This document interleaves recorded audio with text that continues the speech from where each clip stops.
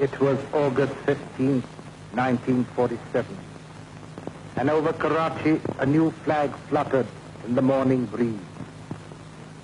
It was a flag of white and green, with a star and crescent mounted thereon. This flag had replaced the familiar ensign of red, white, and blue, which had been the symbol of British rule. The unfurling of the new flag announced the end of that rule and the inauguration of the free dominion of Pakistan. With the change of flags, there came a change of personnel also. For in this mansion, which in the past had housed many a British governor, there now came into residence the first Muslim Governor-General of Pakistan, the Quaid azam Muhammad Ali Jinnah. On that mellow mid-August morning, a distinguished gathering waited for him in the courtyard of Government House. Members of the Cabinet, the Secretary General, Mr. Muhammad Ali, Mr. Ghulam Hussain Hidayatullah, the Service Chief, the Area Commander, Major General Akbar Khan, the Defense Secretary, Mr. Dundas, the Indian High Commissioner, Sri Pakasa, the Chinese representative, Mr. Yusuf Haroon, Mr. Altaf Hussain, editor of Dawn. Miss Fatima Jinnah arrived and took a seat. Then, dressed immaculately in a silk sherwani, Mr. Jinnah, escorted by his ADC, came out of the building to receive the salutation of the people he had united under this new flag. To them he had given a homeland. What was even more important, he had given them a place among the free peoples of the world. The birth of Pakistan had coincided with his taking over the Governor-Generalship of this new dominion. The swearing-in ceremony began with a recitation from the Holy Quran by Pir Ilahi Baksh.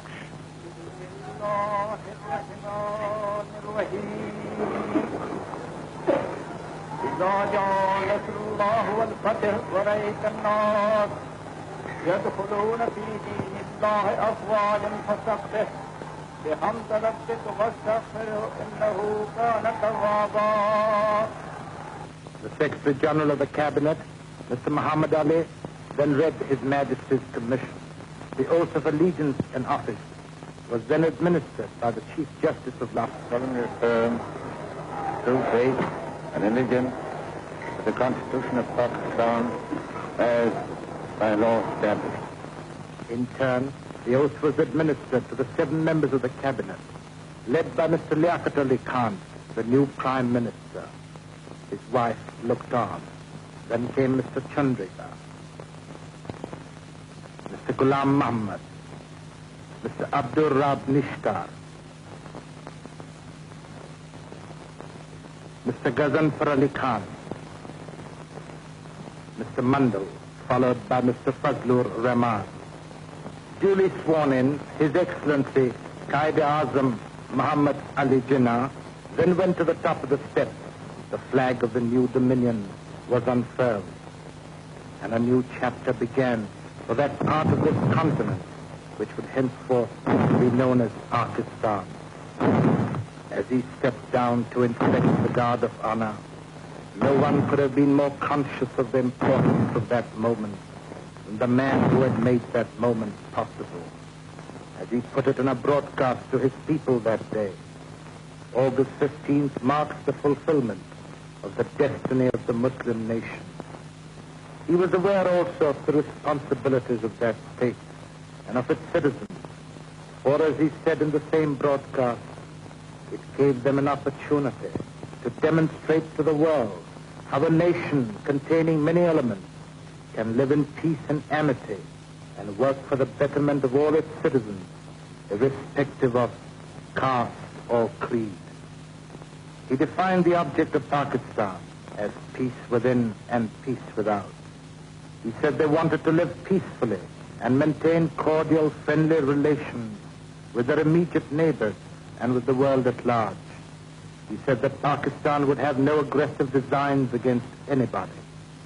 So dedicated, Pakistan started out on its new adventure. Back in the courtyard, the Quaid azam received the felicitations of his closest friends and of those who were to play a part in the future of Pakistan. For his people, the dawn had come.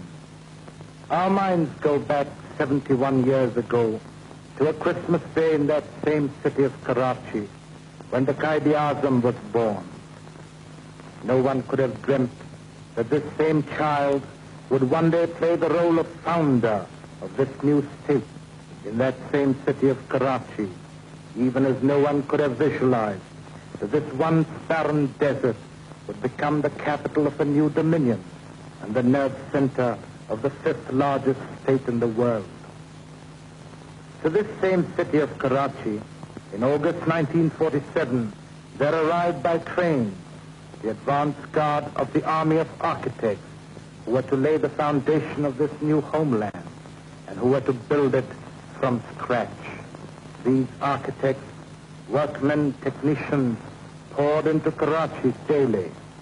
All these incidents, this enthusiasm, this concentrated effort was a sequel to the statement of the British government on June the 3rd, 1947, when His Majesty's government announced the plan for the partition of India and for the creation of two dominions. On that occasion, speaking over the radio, Mr. Jinnah said, "We must remember that we have to take momentous decisions and handle grave issues facing us in the solution of the complex political problem of this great subcontinent inhabited by 400 million people. The world has no parallel for the most onerous, difficult task which we have to perform. I pray to God that this critical moment He may guide us and enable us to discharge our responsibility in a wise and statesmanlike manner." While the rank and file of the builders of Pakistan arrived by train, its more important architects arrived by air. Among the early arrivals at the airport was Mr. Liaquat Ali Khan, the Quaid Azam's second in command. Mr. Liaquat Ali Khan was to hold the important office of Prime Minister of Pakistan. The planes kept arriving, and the excitement mounted till August 7th, when the Quaid Azam was to arrive in person. Many of his followers had come from near and far to see him land on this soil on which, centuries ago, another Muslim, Muhammad bin Qasim, had also landed.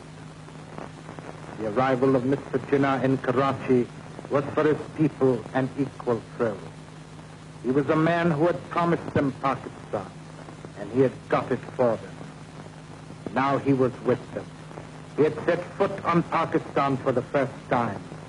Their dreams had become a reality. With him was his sister, Miss Fatima Jinnah, the First Lady of Pakistan.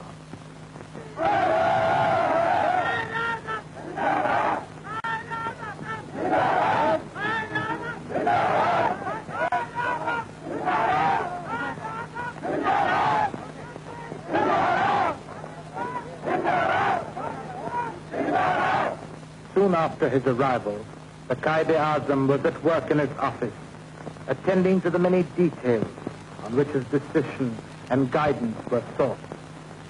For him it was not enough